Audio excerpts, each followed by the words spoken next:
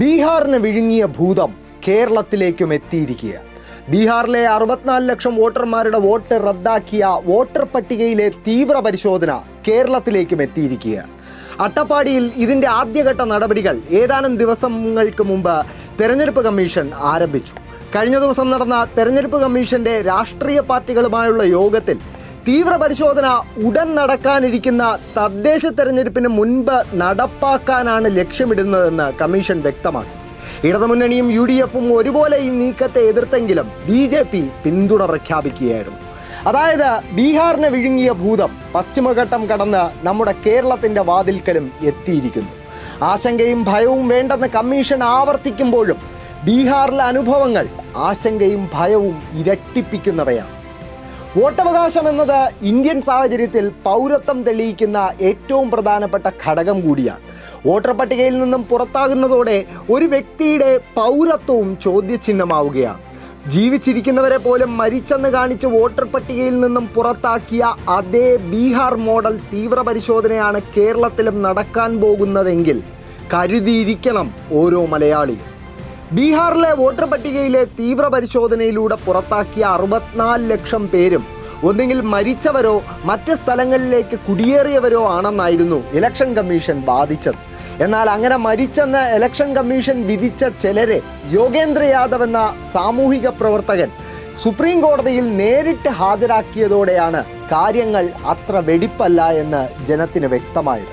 ഇത്തരത്തിൽ നിരവധി പേരെയാണ് ഇലക്ഷൻ കമ്മീഷൻ മരിച്ചെന്ന് കാണിച്ച് തെറ്റായി പട്ടികയിൽ നിന്നും നീക്കം ചെയ്തത്. മറ്റൊരു ആശ്ചര്യകരമായ വസ്തുത, ജീവിച്ചിരുന്നിട്ടും പുറത്താക്കപ്പെട്ടവരിൽ ബഹുഭൂരിപക്ഷവും RJDയുടെ വോട്ട് ബാങ്കായ യാദവ മുസ്ലിം ദളിത് വിഭാഗങ്ങളിൽ പെടുന്നവരാണ് എന്നതാണ്. ഇതുവരെ എന്തിനീ ജീവിച്ചിരിക്കുന്ന മനുഷ്യരെ മരിച്ചെന്ന് കാണിച്ച് വോട്ടർ പട്ടികയിൽ നിന്നും നീക്കം ചെയ്തു എന്ന ചോദ്യത്തിന് വ്യക്തമായൊരു ഉത്തരം നൽകാൻ ഇലക്ഷൻ കമ്മീഷന് സാധിച്ചിട്ടില്ല.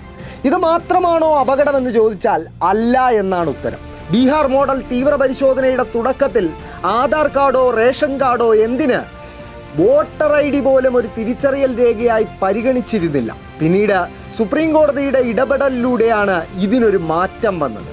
ഇതിനു പുറമെ വോട്ടർ പട്ടികയിൽ തുടരണമെങ്കിൽ ബീഹാർ മോഡൽ പ്രകാരം നമ്മളിൽ പലരും നമ്മുടെ പൗരത്വം തെളിയിച്ചാൽ മതിയാകില്ല. ചിലർ തങ്ങളുടെ ഒരു മാതാപിതാവിൻ്റെ രേഖ ഹാജരാക്കണം, മറ്റു ചിലരോ 2 മാതാപിതാക്കളുടെയും പൗരത്വ രേഖ ഹാജരാക്കണം. നമ്മൾ പൊതുവിൽ ഉപയോഗിക്കുന്ന Aadhaar card, driving licence, ration card ഇവയൊന്നും തന്നെ പൗരത്വം തെളിയിക്കുന്ന സ്റ്റാൻഡ് അലോൺ ഡോക്യുമെൻ്റ് അല്ല എന്നാണ് ബീഹാറിൽ ഇലക്ഷൻ കമ്മീഷൻ വ്യക്തമാക്കിയത്. അതായത് നമ്മളിൽ പലരും മാതാപിതാക്കളുടെ മെട്രിക്കുലേഷൻ സർട്ടിഫിക്കറ്റും ബർത്ത് സർട്ടിഫിക്കറ്റും ഒക്കെ തപ്പി നടക്കേണ്ടി വരുമെന്നത് ഉറപ്പായിരിക്കുകയാണ്. വോട്ടർ പട്ടിക പരിഷ്കരണത്തിനായി ഘോരഘോരം വാദിക്കുന്ന ഇലക്ഷൻ കമ്മീഷൻ പക്ഷേ ഇതുവരെ പുറത്തു വന്ന വോട്ടർ തട്ടിപ്പുകളെ കുറിച്ച് ഒരക്ഷരം മിണ്ടുന്നില്ല എന്നതും ശ്രദ്ധേയമാണ്. തൃശ്ശൂരിൽ ഒരൊറ്റ ഫ്ലാറ്റിൽ 9ഓളം വോട്ടുകൾ താമസക്കാരുടെ അറിവില്ലാതെ ചേർത്ത സംഭവത്തിൽ അന്വേഷണം നടത്തുമെന്ന പ്രഖ്യാപനത്തിനപ്പുറം ഒരു കാര്യമായ നടപടിയും ഈ ഇലക്ഷൻ കമ്മീഷന്റെ ഭാഗത്തു നിന്നും ഉണ്ടായിട്ടില്ല. ഇതിനു പുറമെ രാഹുൽ ഗാന്ധി തെളിവുകൾ നിരത്തി നടത്തിയ 2 വാർത്താ സമ്മേളനത്തിൽ ഉന്നയിച്ച ആരോപണങ്ങൾക്കും വ്യക്തമായൊരു മറുപടി നൽകാൻ കമ്മീഷന് ഇതുവരെ സാധിച്ചിട്ടില്ല. കമ്മീഷന്റെ വിശ്വാസ്യത പൊതുജനത്തിന്റെ മുന്നിൽ തകരാൻ ഇതിൽ കൂടുതൽ എന്താണ് വേണ്ടത്? അതായത് ഈ വിശ്വാസ്യത നഷ്ടപ്പെട്ട സംശയത്തിന്റെ നിഴലിൽ നിൽക്കുന്ന ഇലക്ഷൻ കമ്മീഷനാണ് കേരളത്തിലും ബീഹാർ മോഡൽ തീവ്ര പരിശോധന നടത്താൻ ഒരുങ്ങുന്നത്. ഇനിയൊരു അപകടകരമായ വശം കൂടി ഇതിൽ ഒളിഞ്ഞു കിടപ്പുണ്ട്. ഏറ്റവും പുതിയതായി കേരളത്തിൽ ഇലക്ഷൻ കമ്മീഷൻ പുറത്തുവിട്ട വോട്ടർ പട്ടികയിൽ പേര് നിലനിർത്താനുള്ള എന്യൂമറേഷൻ ഫോമിൽ മാതാപിതാക്കളുടെ പൗരത്വമടക്കം ആരായുന്നു എന്നാണ് പുറത്തുവരുന്ന വാർത്തകൾ.